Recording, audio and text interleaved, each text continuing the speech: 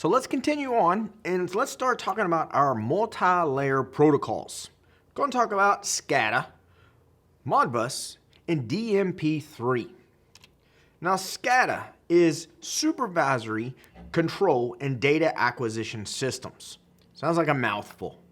They are the type of systems that actually monitor and control, say, our industrial processes using computers. These are the systems that control the robots that move, say, in your car manufacturing plants. These systems can also be in control of, say, our water systems, our power plants, nuclear power plants, coal power plants, the water treatment systems, like I said, because it's easier for us to have a centralized system that can manage the switches, our natural gas, if it needs more or less pressure, the water systems, if they need to open a valve or close a valve, instead of sending somebody out in the field or having somebody there in that part of the warehouse. They can use these SCADA systems to take care of this. Thinking about building cars and car manufacturers. I mean, those robots are going a mile a minute. It would take manual labor, human labor to hit those welding spots.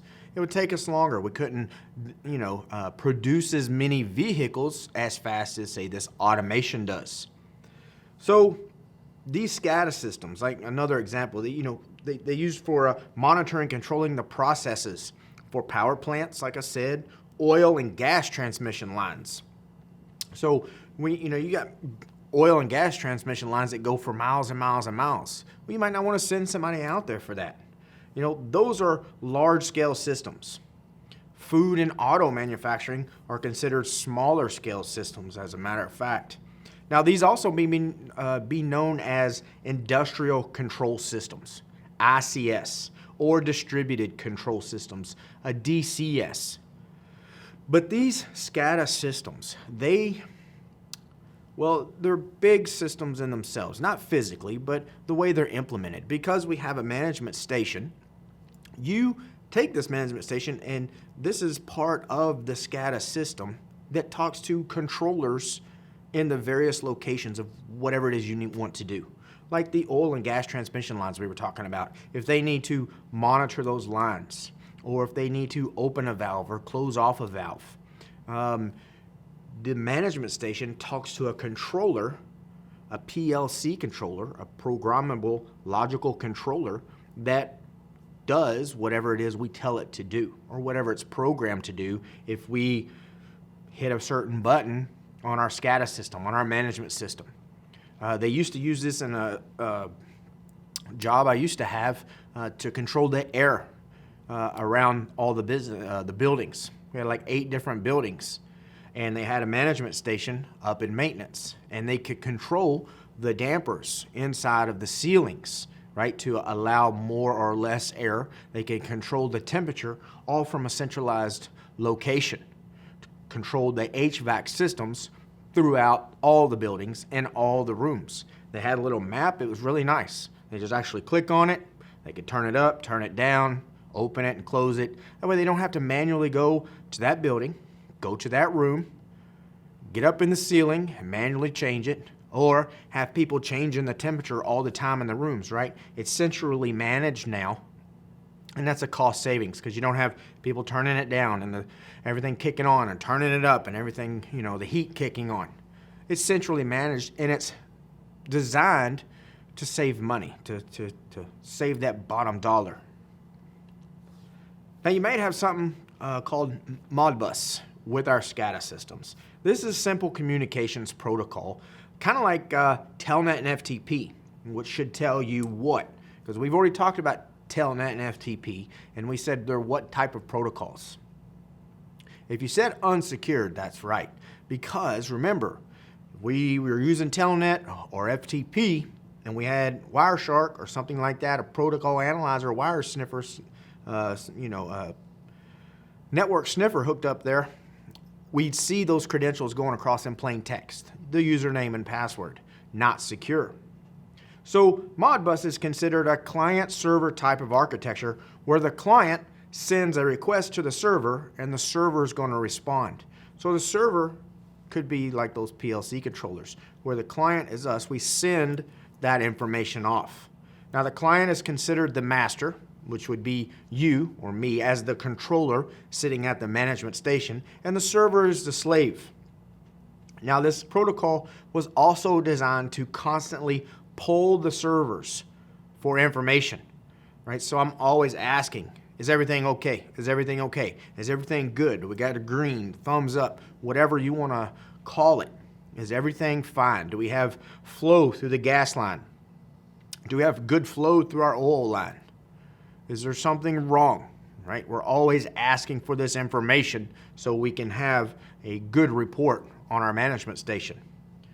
Now, security in Modbus, like confidentiality, authentication, authorization, and integrity or access controls, not really designed for this protocol. All right, this is more of a quick, simple, lightweight protocol. However, it's not very secure. Again, think about what we said. It acts and is similar to Telnet and FTP.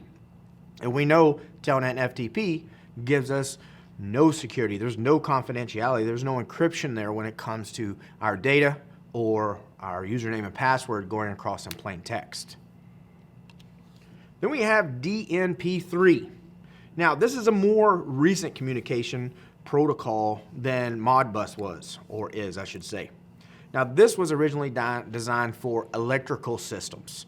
We're still talking about the SCADA architecture here, but this was designed for our electrical systems. Has some improvements over Modbus. So rather than polling, right, it's always asking that server, right, so just everything okay, everything okay, everything okay. The DNP3 servers, the controllers can initiate responses when any change is detected. So now we can do something about that. Now a controller can send multiple responses in a single response to multiple requests from a client. So instead of asking one question at a time like Modbus does, DNP3 can send multiple responses. Now, about multi-layer protocols. Still issues with security when it comes to our multi-layer protocols. Now, some of these systems, these SCADA systems still that we're talking about, have been ported to more traditional operating systems like Windows or Linux. So we could have a Linux-based management system, and it could be controlling the SCADA system. Now, SCADA systems in their own right have some security flaws, right? There's no antivirus protection, for example, no malware protection when it comes to that. Now, when we port these over to a traditional operating system that people may be more familiar with, now we're adding on another layer of complexity, and we're also adding on another layer of vulnerabilities. Because now we not only have to think about the SCADA system and physically protecting that, physically securing that system so people can't get to the PLC controllers, they can't get to the management station in the control room. Now we also have to patch our operating system, make sure it's updated. Are there the applications that are on there? Make sure they're updated. What type of authentication do we have to get into the management system? Because most of the time with these SCADA systems, you have a big control room, right? The only authentication or access control I need to say that you can have is to lock the room. Don't let them in the room, because there'll be a panel, right, of buttons and switches and dials and monitors and things of what's going on. And if you can get physical access, now you can control what's going on, right? It's not like a computer where you sit down and you have to log in and authenticate yourself. So this gives us, I guess, a layer of security if you want to look at it that way, but we also have to keep up with that now. So are the engineers that are responsible for this system, are they going to follow policy? We're going to have to come up with a security policy, password complexity. You know, some of these systems may be remote. If they're remote, what does that mean? Well, they're going to require remote access. Now they may be able to touch the internet. So if you have a remote system and you have to get to it as an administrator of that organization, If you remote into it, you're going across the internet. Unless you have a dedicated link, you're going to go across the public internet. That may be a vulnerability for you. That may be against company policy. We're going to talk about tunnels later. Maybe you need to create a tunnel between you and that remote system. So that traffic is tunneled now, and it's somewhat private as it goes through. That gives us that layer of confidentiality. A couple things you just have to think about there when it comes to these multi-layer protocols.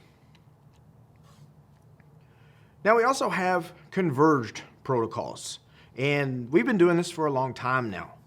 A converged IP network is a single platform on which we have these interoperable devices, and they can be run in different ways, in innovative ways.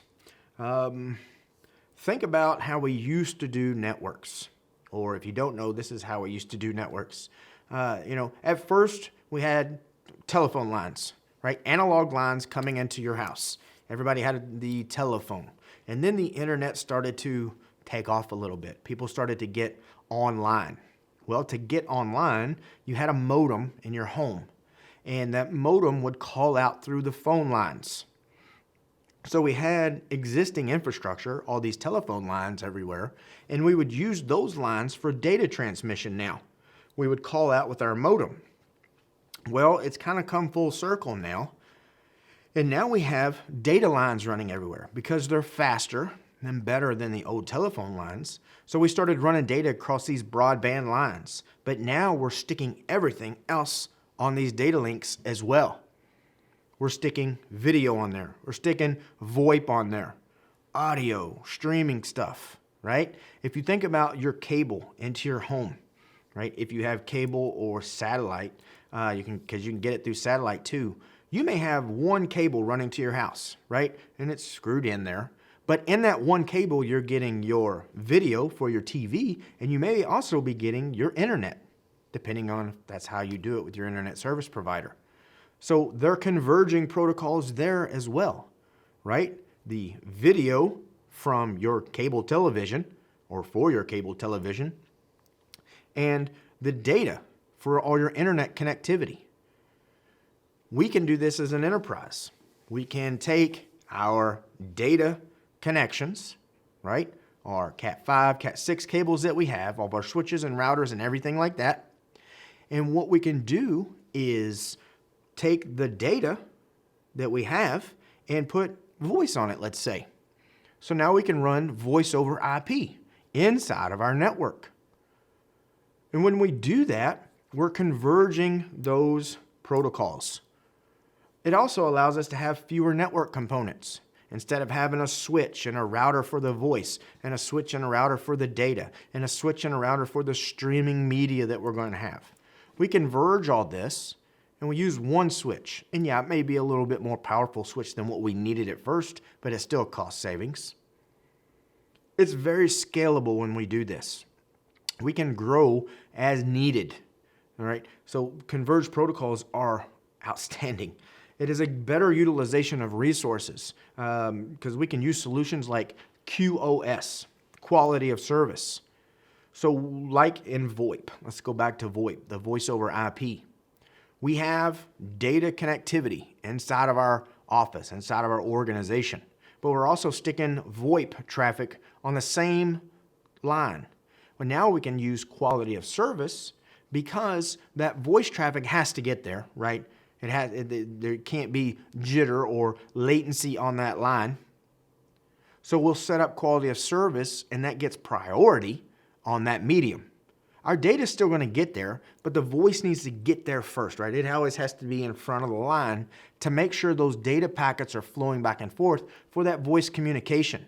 Because it's not like if you miss a word or 2 or 3 words that it's going to resend it later. You're going to have to ask, and I'm sorry, I didn't get that. And then the other end's going to have to repeat themselves. It's not like that with data, right? TCP, if it doesn't get there, it'll ask for it again. And it'll send it again, and everything will be fine. We also have fiber channel over Ethernet. All right? So we can take our Ethernet, our existing Ethernet, and run Fiber Channel over it. Again, very scalable. We can run different things on this. This is a lightweight encapsulation protocol, but it lacks the reliable data transport of the TCP layer. So this is a layer 2 non-routable protocol because it's on our Ethernet, right down there in the data link layer. So it doesn't incorporate TCP or even IP protocols. So key things we need to think about: Fiber Channel over Ethernet. It is Fiber Channel over Ethernet, so we're taking advantage of existing infrastructure. We don't have to run more, but this protocol is not routable. It's usually for this short haul communications within the data center. We're not going to run this down the street or run this down to the next room or anything necessarily. We're going to leave this in the data center itself because it's very fast, but it has to be somewhat short runs. Ethernet, you can only go up to 300 feet anyway. Multi-protocol label switching, MPLS. This is a newer technology. It's been around for a while, but this is a newer technology, usually out on the WAN. All right, you don't run this on your LAN, your local area network. You probably don't run this at home unless you've got a couple routers that you're practicing with. But this is a WAN technology. And it's best described, best summarized as like a 2.5 layer. It's in between 2 and 3 when it comes to the network protocol.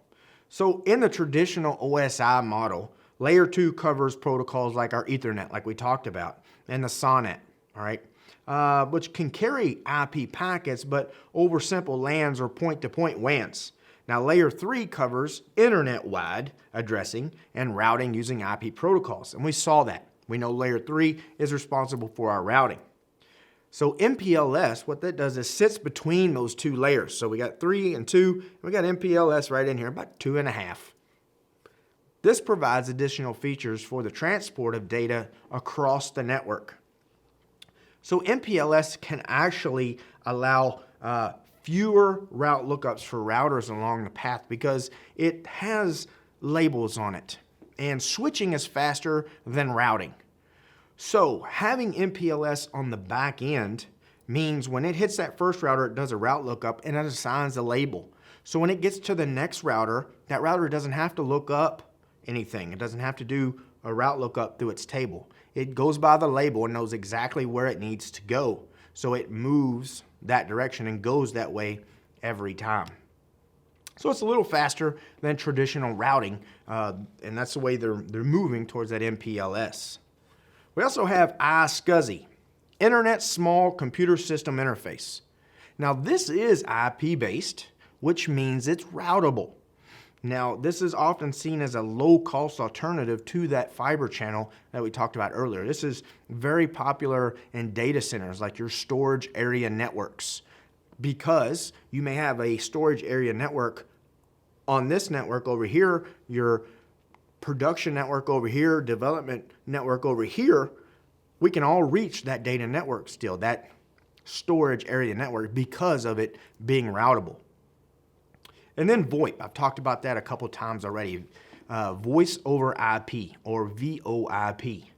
Now this is making calls using broadband internet connections instead of those old analog, I guess I could say old, the older, let me say that, analog telephone lines. You know, we had those growing up, right? You had to be so close to the wall until we got the cordless phones, right? And then that was the greatest thing ever. But you had to plug in RJ11 connection into the wall, right? And you get an analog signal. You pick it up, you hear a dial tone. We still have dial tones with voice over IP, but now we're using digital signals. And we're using the existing data connections that we talked about to run our VoIP over. And we're going to talk about that a little bit more. So let's switch gears a little bit and talk about wireless and understanding wireless networking. Now there's a couple modes that we can work in when it comes to wireless networking. We can work in infrastructure mode, and we can have an ad hoc mode. Let's talk about ad hoc mode first, since it's the shorter of the two topics. In ad hoc mode, I could set up a laptop here and a laptop here, for example. and I could set up my wireless, turn on my wireless card, and turn on my wireless here and put it in what's known as ad hoc mode. Ad hoc mode allows me to talk from laptop to laptop or device to device. It's not like I'm going to talk to hundreds of devices. I'm not supporting hundreds of devices or dozens of devices for internet connectivity. I just want to talk to that one device. It's kind of like if we took a crossover cable and I plugged it into this laptop's network port and I plugged it into this other laptop's network port, and we could pass data back and forth. That's what an ad hoc network is when it comes to wireless. I used to use these in presenting, right? I would have my laptop set up and have it hooked up to the projector, and I would walk around with my tablet. But my tablet and the laptop were on an ad hoc network. Only those two were communicating, so I could control the presentation software with my tablet. So when I moved my finger, the students would see it on the board. I could highlight and underline because of that ad hoc wireless connection that I had.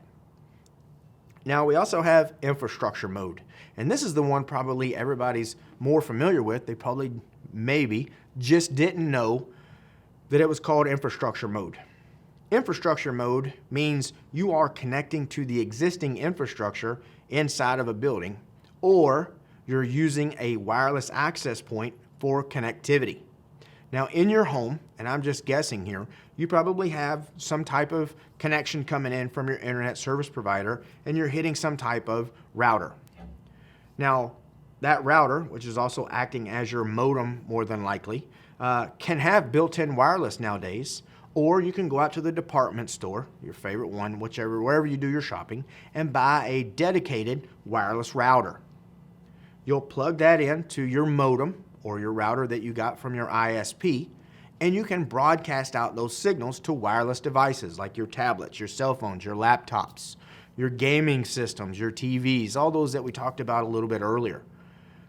That's now part of your infrastructure, because that original modem and router is your infrastructure.